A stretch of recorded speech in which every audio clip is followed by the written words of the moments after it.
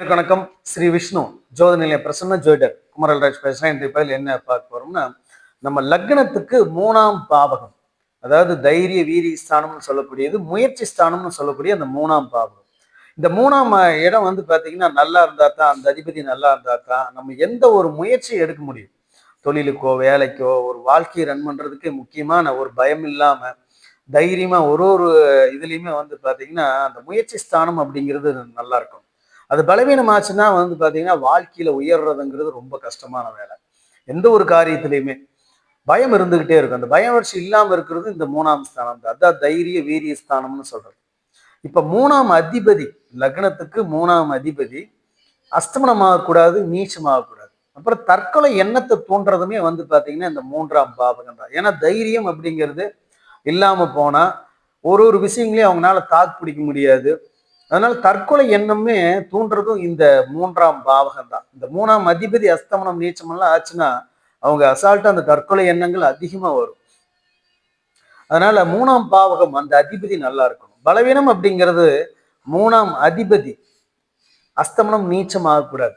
அந்த 3ஆம் அதிபதி 6, 8, 12 மறையக்கூடாது. அந்த 6ஆம், அதாவது லக்னத்துக்கு 6ஆம் ஸ்தானம், 8ஆம் ஸ்தானம், 12ஆம் ஸ்தானம். இதுல என்னன்னீங்கன்னா 6, 8 வந்து எப்பவுமே ஒரு மூர்க்கத்தனமான ஒரு இதை கொடுக்கும். தைரியத்தையும் கொடுக்கிற இடம் தான். 12ஆம் ஸ்தானம் ஒரு பலவீனமான ஸ்தானம், இந்த தைரிய வீரிய ஸ்தானத்தை பொறுத்த வரைக்கும். 6, 8 கூட என்னன்னா அந்த தைரியத்தை ஓவரா செய்து அதை வந்து அந்த காரியத்தை நெகட்டிவா இருந்தாலும் அந்த ஒரு முயற்சி அப்படிங்கிறது இருந்துகிட்டு தான் இருக்கும். இந்த 12ஆம் ஸ்தானத்துல அந்த முயற்சி வந்து பலவீனமாகும். அதே மாதிரி அந்த அதிபதி நின்ற நட்சத்திரம், அவர் வந்து லக்னத்துக்கு 12ஆம் ஸ்தானத்துல மறைஞ்சாலும் இதே பிரச்சனை தான்.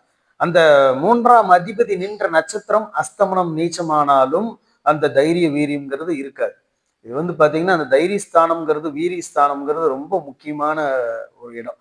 ஏன்னா தற்கொலை எண்ணங்களை தோன்றதும் இதுதான், நம்மளை பலவீனப்படுத்துறதும் இதுதான். ஒரு தைரியமா ஒரு முயற்சி எடுக்க விடாது.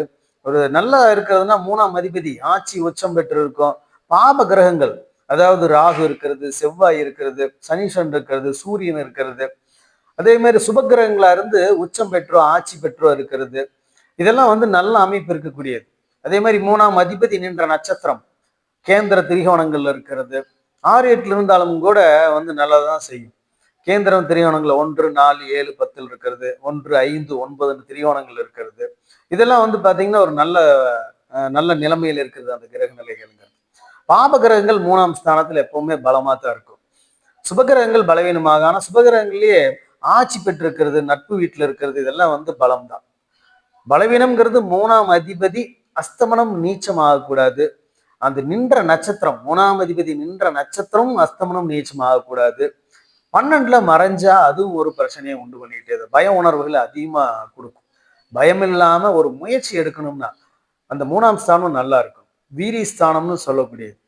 அந்த வீரிய ஸ்தானமும் நல்லா இருந்தா தான் ஒருத்தங்க வந்து எந்த ஒரு காரியத்திலையும் ஒரு தைரியமா முயற்சி எடுக்க முடியும். இந்த 3ஆம் வீடு பலமா இருக்கிறவங்க எந்த ஒரு காரியத்திலையும் வந்து பாத்தீங்கன்னா அவ்வளவு சீக்கிரம் விட மாட்டாங்க. முயற்சி எடுத்துக்கிட்டே இருப்பாங்க. என்றாவது ஒரு நாள் கட்டாயம் அவங்க வந்து வெற்றி அடைஞ்சிருவாங்க. அதனால அந்த 3ஆம் ஸ்தானம் அப்படிங்கிறது ஒருத்தர் ஜாதகத்திலையும் நம்மளே பார்த்துக்கலாம் 3ஆம் அதிபதி எப்படி இருக்காரு அப்படிங்கிறது. அந்த நின்ற நட்சத்திரம் ரொம்ப முக்கியம்.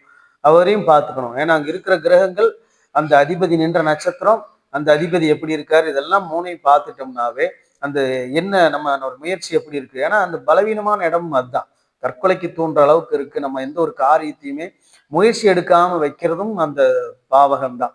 அதனால அந்த ஸ்தானம் நல்லா இருந்துச்சுனாவே வாழ்க்கையில வெற்றி அப்படிங்கிறது வந்து பாத்தீங்கன்னா கிடைச்சிக்கும். இந்த பதிவு பிடிச்சிருந்தா சப்ஸ்கிரைப் பண்ணுங்க, ஷேர் பண்ணுங்க, மறக்காம பெல் ஐக்கான் கிளிக் பண்ணிக்கோங்க. நன்றி, வணக்கம்.